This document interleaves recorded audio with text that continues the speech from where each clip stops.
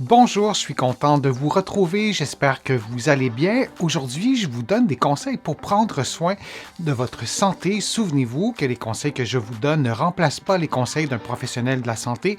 Je vous invite d'ailleurs à en consulter un.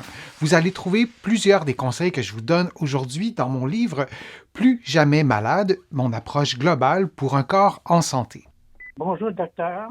J'aimerais savoir les critères pour choisir une bonne orthèse pour mes pieds. Merci, au revoir. Comment choisir son orthèse? Je fais une parenthèse, je ne suis pas médecin, plusieurs d'entre vous, vous le savez, je ne suis pas docteur, je suis physiothérapeute, donc vous pouvez m'appeler Denis, c'est parfait comme ça, il n'y a pas d'offense non plus. Mais la question, elle est vraiment intéressante. Comment on peut choisir une orthèse pour les pieds ou une orthèse plantaire? Je vais vous présenter des critères généraux. Je n'ai pas plus de détails de l'internaute sur la question.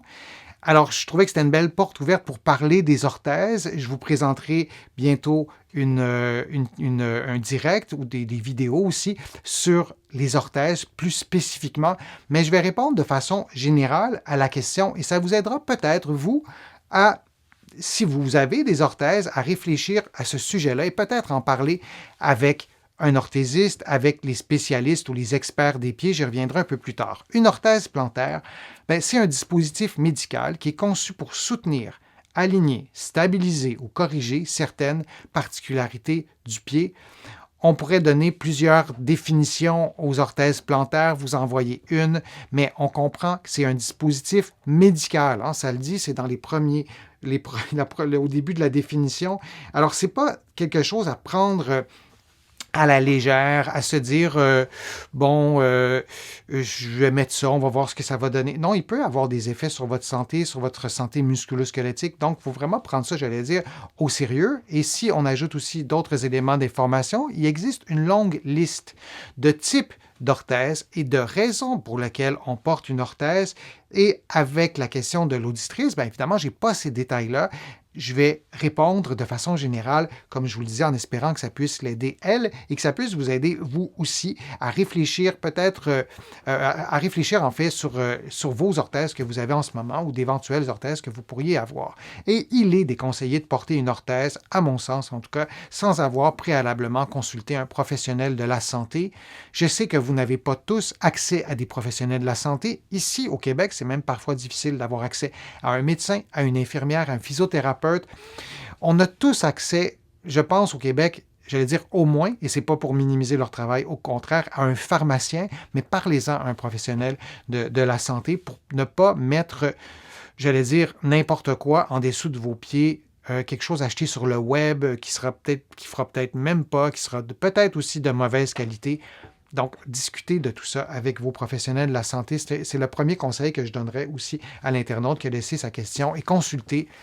Ici, au Québec, un orthésiste, pour obtenir une orthèse qui répond à ses besoins, et il y a les orthésistes qui font les orthèses, et il y a aussi les podiatres qui sont les experts du pied. Ici, au Québec, ce sont les titres professionnels. Un podiatre, c'est un peu l'équivalent du dentiste, mais pour les pieds, je résume vraiment beaucoup, et pardon pour les podiatres qui trouveront ça un peu réducteur. De l'autre côté de l'Atlantique, il y a d'autres titres professionnels, et je ne vais pas les nommer parce que selon le pays, le titre professionnel change, et il y a des titres professionnels en Europe qui ne veulent pas dire la même chose ici au Québec. Alors, c'est un peu compliqué, mais je voulais quand même spécifier ici les titres au Québec et parlons des experts des orthèses et des experts des pieds. Ça sera peut-être plus général, on comprendra tous la même chose. 2 pistes de réflexion pour choisir une orthèse. D'abord, la condition et la morphologie de votre pied. Et ensuite, bien sûr, les particularités de l'orthèse. Mais est-ce que votre pied a des déformations? Avez-vous de la douleur? Avez-vous un problème de santé comme le diabète, par exemple? Avez-vous une maladie évolutive? Avez-vous une dystrophie musculaire qui fera en sorte que votre pied changera au fil des ans, au fil des mois? Peut-être, quand je dis que votre pied changera, peut-être vos muscles seront modifiés, peut-être l'alignement articulaire sera modifié. Je vous donne que ces exemples-là. Mais c'est important de tenir compte de notre pied, de notre santé, de la santé aussi du pied et bien sûr des particularités de l'orthèse.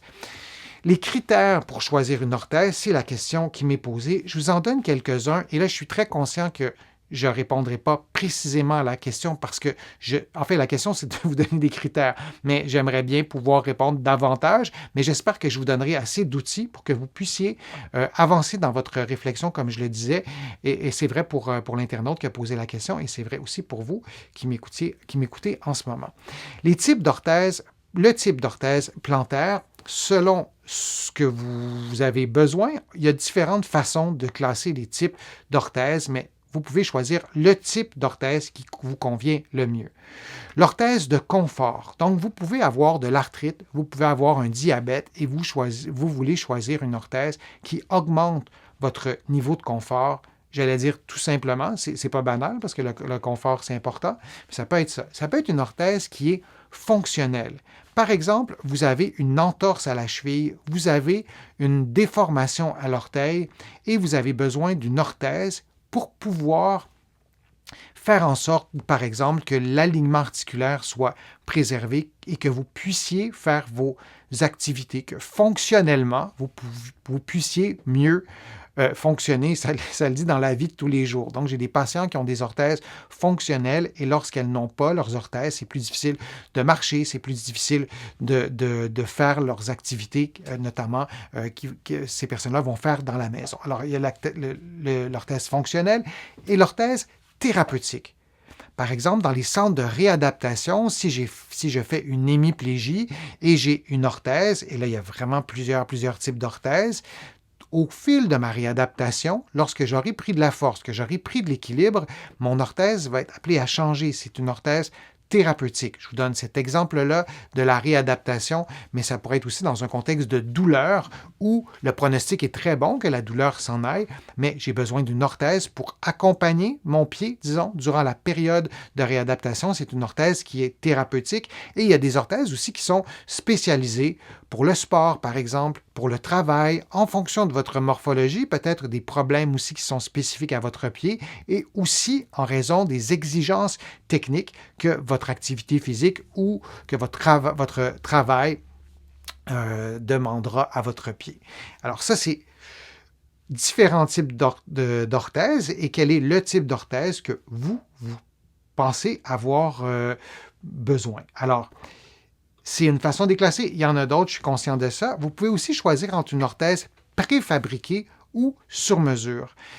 Les orthèses préfabriquées se trouvent notamment en pharmacie, du moins ici au Québec, et les orthèses sur mesure sont prescrites, conçues à partir d'un moulage. Et là, il y a vraiment différents types de moulage ou d'un scan des pieds, puis fabriqués par des professionnels dont le titre peut varier d'un pays à l'autre. Et encore une fois, c'est pas anodin. On ne met pas n'importe quoi. N'importe comment autour de ses pieds ou en dessous de ses pieds. C'est important de consulter des professionnels et selon l'endroit où vous habitez dans la francophonie, les techniques changent peut-être. Vous n'avez peut-être pas tous accès non plus aux mêmes soins, mais il y a des moulages qui sont faits et il y a vraiment des techniques haute technologie, ce n'est pas le cas de l'illustration que je vous montre en ce moment, qui feront en sorte que l'orthèse sera sur mesure plutôt qu'une orthèse achetée en pharmacie. Parfois, on choisit pour plein de raisons l'orthèse en pharmacie, donc qui n'est pas sur mesure, mais là aussi, il y a plusieurs particularités. Et quand je vous disais de consulter un professionnel de la santé, notamment le pharmacien, peut-être que lui pourra au moins nous donner quelques indications. Peut-être qu'il y aura une infirmière sur place aussi à la pharmacie. Peut-être qu'il y aura d'autres personnes qui ont une expertise aussi dans les orthèses et vous pourrez avoir au moins de l'aide de ce côté-là en ayant peut-être aussi fait préalablement des recherches. Mais il y a les sur-mesures et il y a les orthèses qui sont préfabriquées aussi. La durabilité des orthèses dépend étroitement de l'utilisation qu'on en fait, ainsi que des matériaux dont elles sont constituées. Il est recommandé de procéder à une réévaluation annuelle des orthèses. Évidemment, c'est du cas par cas. Ça dépend de votre orthèse, ça dépend de votre utilisation. Mais moi, je trouve toujours ça un peu dommage de voir des patients qui portent une orthèse depuis 6-7 ans et l'orthèse n'a jamais été réévaluée.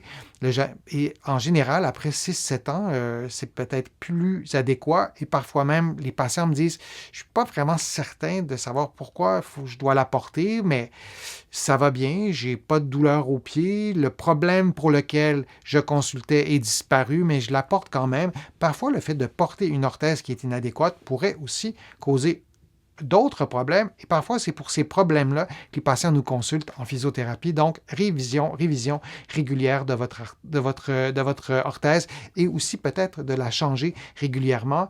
Là aussi, ça dépend de votre utilisation et ça dépend de ce que vous en faites et du rôle de votre orthèse. Les matériaux et le niveau de soutien, bien là aussi, les orthèses sont disponibles dans une vaste gamme de matériaux et ça détermine notamment le degré de flexibilité ou de rigidité. Parfois, on a besoin d'un ou l'autre, on n'a pas nécessairement besoin des deux. Donc là aussi, il y a vraiment plusieurs matériaux. C'est souvent associé au coût des orthèses. Et si vous consultez un orthésiste, la personne pourra vous renseigner sur les matériaux. Ici au Québec, si vous consultez un podiatre, on pourra peut-être vous dire aussi, c'est peut-être pas vraiment une orthèse que vous avez besoin, c'est peut-être autre chose.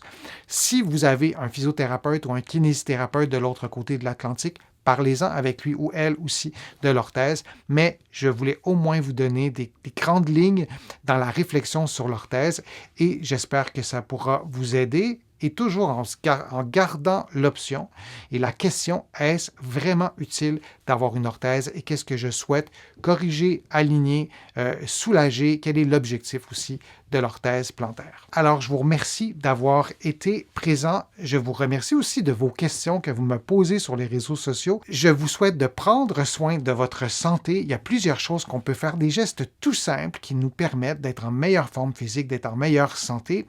Je vous remercie aussi d'avoir contribué. Vous êtes plusieurs à l'avoir fait sur ma chaîne YouTube. Vous l'avez fait, oui, vous pouvez le faire aussi sur mon site web, le www.denisfortier.ca. Vous trouvez l'onglet Contribuer. Vous allez pouvoir aussi vous abonner gratuitement à une infolettre, à des courriels thématiques et vous allez pouvoir aussi me poser vos questions par messagerie vocale.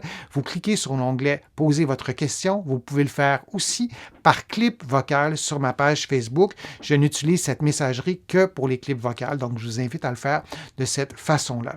Vous allez trouver tous les conseils que je vous ai donnés et beaucoup d'autres dans mon livre « Plus jamais malade », mon approche globale pour un corps en santé. Et il y a beaucoup d'autres conseils, beaucoup d'autres exercices aussi dans mes autres livres. J'espère que mes conseils vous auront été utiles. Je vous dis à une prochaine fois, à une prochaine vidéo et à bientôt.